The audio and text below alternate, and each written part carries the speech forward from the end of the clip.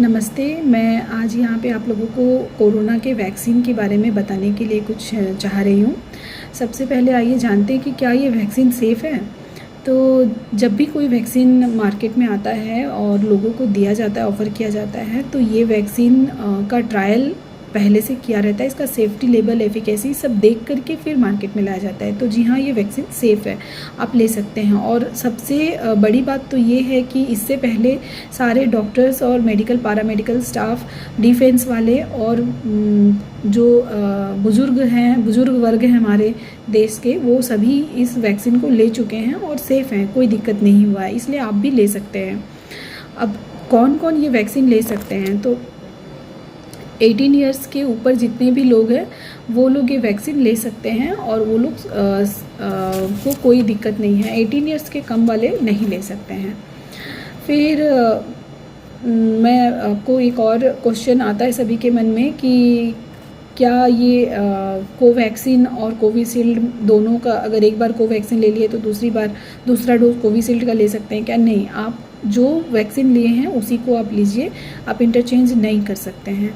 और ये वैक्सीन लेना मैंडेटरी भी नहीं है, आपका वॉलंटरी है और आप देश को सपोर्ट कर रहे हैं अगर खुद से जाकर वैक्सीन लेंगे। इसका बेनिफिट्स बहुत ज़्यादा है, इसका साइड इफ़ेक्ट बहुत कम है, आप आराम से जाकर के ये वैक्सीन ले सकते हैं।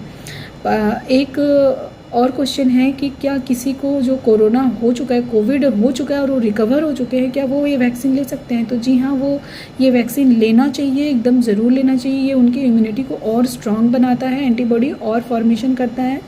और जो लोग अभी कोविड में इन्फेक्शन में हैं वो लोग ये वैक्सीन लेना चाहिए क्या?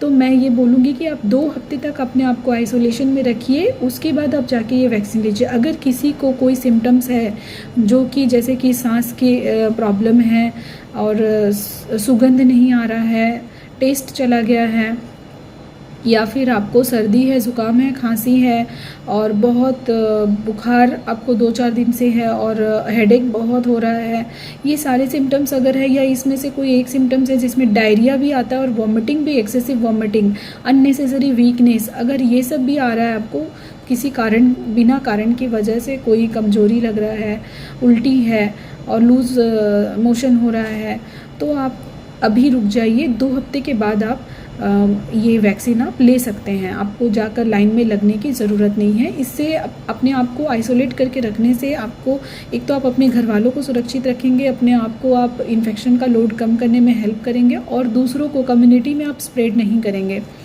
और एक क्वेश्चन सबके मन में आता है कि जो डायबिटीज़ है, ब्लड प्रेशर है, हार्ट डिजीज़ है और अस्थमा है और एपिलेप्सी के पेशेंट हैं, क्या वो लोग ले सकते हैं? क्योंकि वो बहुत प्रकार की दवाइयाँ खाते हैं।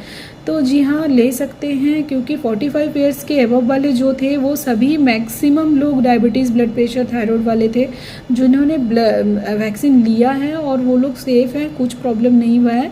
लेकिन आप एक बार फिर से अपने डॉक्टर से ज़रूर सलाह ले लें वैक्सीन लेने से पहले, क्योंकि अगर लेने के बाद में आपको फीवर या फिर कुछ भी ऐसा रिएक्शन, एलर्जिक रिएक्शन होता है, तो आप अपने डॉक्टर से कंसल्ट कर सकते हैं। इसका साइड इफ़ेक्ट क्या क्या है?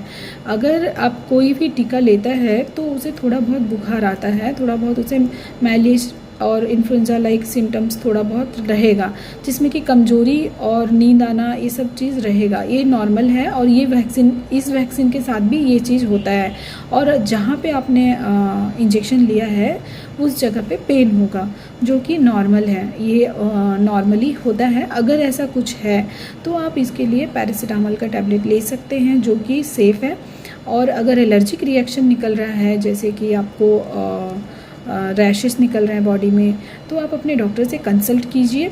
और अगर आपको लेने के बाद में सांस की प्रॉब्लम आ रही है या सर्दी, ज़ुकाम, बुखार बहुत दिन तक रह रहा है, तो आप अपना कोविड टेस्ट ज़रूर करा लीजिए, क्योंकि हो सकता है कि आप पहले से इन्फेक्टेड हो और पता ना चला हो और इस वैक्सीन लेने के बाद में अब पता चल रहा हो, या फिर हो सकता है वैक्सीन लेने के कुछ दिन बाद आप इन्फेक्टेड हुए हों, या वैक्सीन लेने के दिन भीड़ में खड़े होकर भी इन्फेक्टेड हो सकते हैं। इसीलिए आप सोशल डिस्टेंसिंग का मेंटेन ज़रूर करें और अगर आपको सिम्टम्स परसिस्ट कर रहा है तो टेस्ट ज़रूर करा लें। किसी भी इंस्टेंस में कोरोना का सिम्टम्स दिख रहा है, कोविड का सिम्टम्स दिख रहा है, तो आप कोविड टेस्ट करवाना है आपको। और एक है कि ये वैक्सीन लेने के एक डोज़ के बाद में लोग सोचते हैं कि अब मुझे इम्यूनिटी मिल गया है, लेकिन नहीं, ऐसा नहीं है। 2 डोज़ के बाद भी आपको इम्यूनिटी नहीं मिलती है। आपका 2 डोज़ के 2 हफ्ते के बाद में जाके आपको इम्यूनिटी मिलती है। तो जब आप 2 हफ्ते हो जाते हैं तो उसका जो एंटीबॉडी लेवल है, जो बॉडी में फॉर्मेशन होना चाहिए, वो जा कर के नॉर्मल होता है।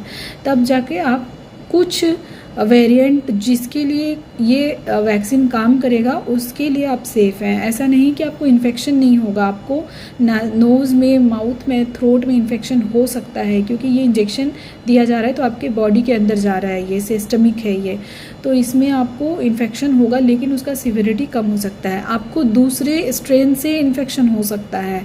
अब 3rd वेरिएंट स्ट्रेन आ चुका है, 2nd वेरिएंट है, अब किस में ये काम करेगा ये नहीं पता है। इसीलिए आप अपने आप को सुरक्षित रखिए और वैक्सीन लेने से आपका जो मोर्टालिटी, मॉर्बिडिटी है वो कम हो जाएगा। अब सबसे बड़ा जो सवाल है आज, मैं एक गायनेकोलॉजिस्ट होने के नाते इस सवाल को ज़रूर यहाँ पे उठाना चाहूँगी कि क्या प्रेगनेंसी में और ब्रेस्ट फीडिंग में ये वैक्सीन ले सकते हैं क्या, और जो औरतें जो कपल्स प्रेगनेंसी रखना चाह रहे हैं वो ले सकते हैं क्या।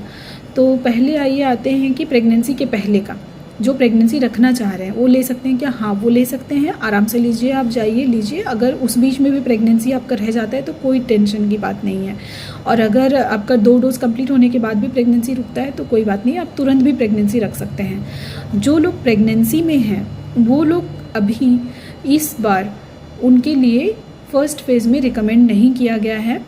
2nd फेज़ का स्टडी आने के बाद में इंडिया में रिकमेंड किया जाएगा। आउट ऑफ इंडिया यूएस में बहुत सारे वैक्सीन कंपनियां हैं जिन्होंने प्रेग्नेंट लेडीज़ के ऊपर में स्टडी किया है, जैसे कि फाइज़र, मॉडर्ना और जॉनसन जॉनसन। ये 3 कंपनियां, इन्होंने 30,000 से ज़्यादा प्रेग्नेंट लेडीज़ के ऊपर में स्टडी किया है और उसमें इन्होंने बताया है कि ये सेफ़ है और ये रिकमेंड करते हैं कि आप ये वैक्सीन प्रेगनेंसी में दे सकते हैं। कई सारे कंट्रीज़ मैंडेटरी किए हैं कि प्रेगनेंसी में लेना है ये वैक्सीन, लेकिन उनका वैक्सीन का बनाने का तरीका और हमारे वैक्सीन का थोड़ा डिफरेंट है, इसीलिए हमारे वैक्सीन का अभी तक कोई स्टडी नहीं है, तो रिकमेंडेशन नहीं है। लेकिन इसका बेनिफिट बहुत है, सेफ्टी लेवल बहुत अच्छा है और इसका जो साइड इफ़ेक्ट है वो बहुत कम है।